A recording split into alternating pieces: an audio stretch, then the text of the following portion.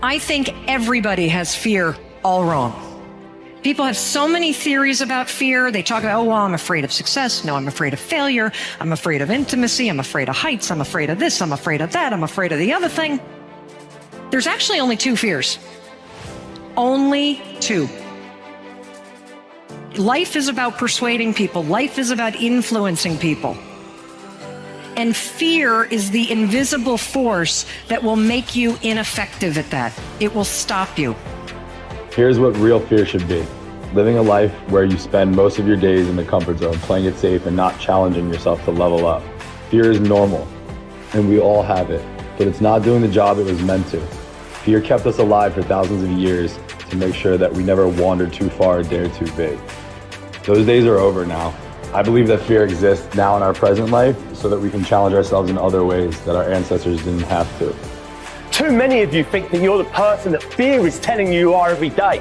I'm weak, I'm useless, I'm small, I'm insignificant, no one cares about me, blah, blah, blah. It's all a load of bollocks, and it's only true in your mind because you listen to it. And you need to realize that you have complete control over your mind. You need to start talking back with your own voice, your true voice, and telling fear to f*** off. Because I'll tell you this, fear will control you your whole life as long as you let it. You acknowledge your fears, you embrace those fears, and then you move on. You act on whatever it is that you fear. Because once you embrace it, see, what you resist will persist. What you resist will persist. So one of the most important things is to begin to embrace your fear. If you look upon every step forward as a learning experience, and every setback as a valuable lesson that has been sent to you to make you stronger and better, you will not be afraid to launch in faith into the unknown. Fear must die. Fear will die. The only way you can change is to step right into your fear. You must step right into fear. You must sum up all the courage inside you and do the thing you fear most. Decision's yours and the outcome is yours. It is that simple. It has nothing to do with the outside world. There's no excuses when it comes to happiness. What changed? I changed. And I stopped being a victim. I stopped saying, I've got to wait for good things to happen to me. And I said, I'm going to grind. I'm going to fight. I'm going to work. I'm going to press forward. I'm going to learn. I'm going to do everything in my power. Every single day, I'm going to do everything in my power to become a victor and not a victim. You've got to ask yourself, how long am I going to allow this to hold me back? If you do what other successful people do over and over again, nothing can stop you from eventually enjoying the same rewards that they do. But if you don't do what successful people do, nothing can help you. Success is not an accident. Sadly, failure is not an accident either. You succeed when you do what other successful people do over and over until these behaviors become a habit. Likewise, you fail if you don't do what successful people do. In either case, nature is neutral. Nature does not take sides. Nature doesn't care. What happens to you is simply a matter of law. The law of cause and effect. You can look at yourself as a machine with a default mechanism. Your default mechanism is the almost irresistible attraction of the expediency factor. In the absence of self-discipline, your default mechanism goes off automatically. This is the main cause of underachievement and the failure to realize your true potential.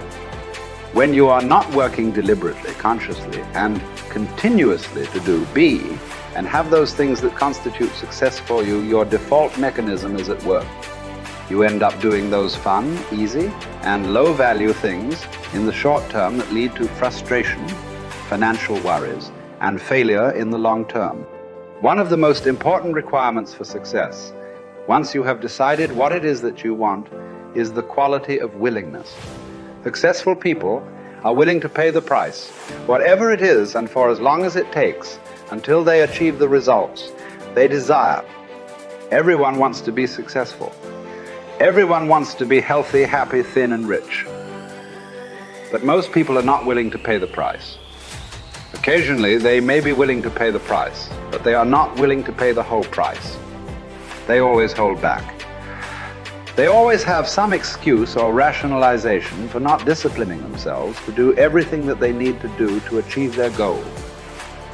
How can you tell when you have paid the full price of success? It's simple. Look around you. There it is.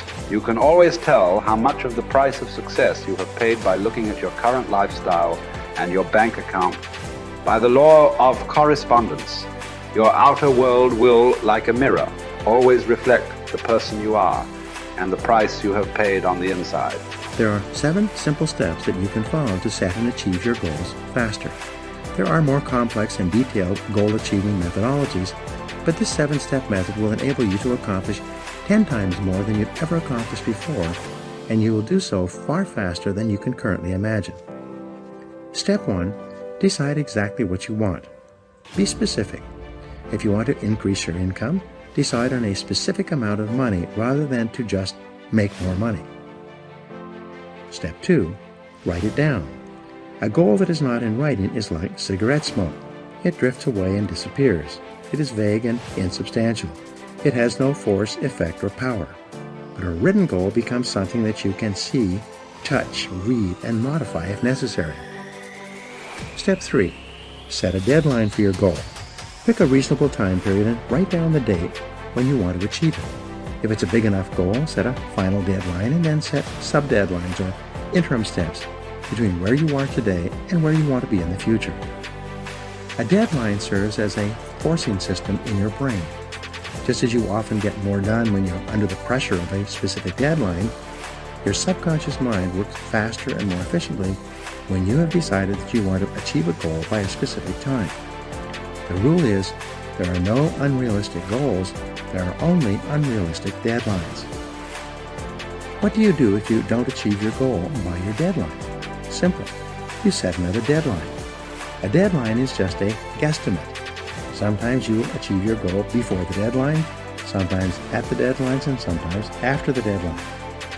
When you set your goal, it will be within the context of a certain set of external circumstances. But these circumstances may change, causing you to change your deadline as well. Be flexible. Step number 4, make a list of everything that you could think of that you could possibly do to achieve your goal. As Henry Ford said, the biggest goal can be accomplished if you just break it down into enough small steps. Make a list of the obstacles and difficulties that you will have to overcome, both external and internal, in order to achieve your goal. Make a list of the additional knowledge and skills that you will require in order to achieve your goal. Make a list of the people whose cooperation and support you will require to achieve your goal. Make a list of everything that you can think of that you will have to do, and then add to this list as new tasks and responsibilities occur to you. Keep writing until your list is complete. Step 5. Organize your list by both sequence and priority. A list of activities organized by sequence requires that you decide what you need to do first, what you need to do second, and what you need to do later on. In addition, a list organized by priority enables you to determine what is more important and what is less important. Sometimes sequence and priority are the same, but often they are not. For example, if you want to start a particular kind of business, the first item in order of sequence might be for you to purchase a book or enroll in a course on that business. But what is most important is your ability to develop a business plan based on complete market research that you can use to gather the resources you need and actually start the business you have in mind. Step 6. Take action on your plan immediately. Take the first step, and then the second step, and the third step. Get going, get busy, move quickly, don't delay. Remember, procrastination is not only the thief of time, it's the thief of life. The difference between success and failures in life is simply that winners take the first step. They are action-oriented. As they said in Star Trek, they go boldly where no man has ever gone before. Winners are willing to take action with no guarantees of success. Though they're willing to face failure and disappointment, they're always willing to take action as well. Step 7. Do something every day that moves you in the direction of your major goal. This is the key step that will guarantee your success. Do something 7 days a week, 365 days a year. Do anything that moves you at least one step closer to the goal that is most important to you at that time. When you do something every day that moves you in the direction of your goal, you develop momentum. This momentum, this sense of forward motion, motivates, inspires, and energizes you. As you develop momentum, you'll find it increasingly easy to take more steps towards your goal. In no time at all, you will have developed the discipline of setting and achieving your goals. It will soon become easy and automatic. You will soon develop a habit and the discipline of working toward your goals all the time.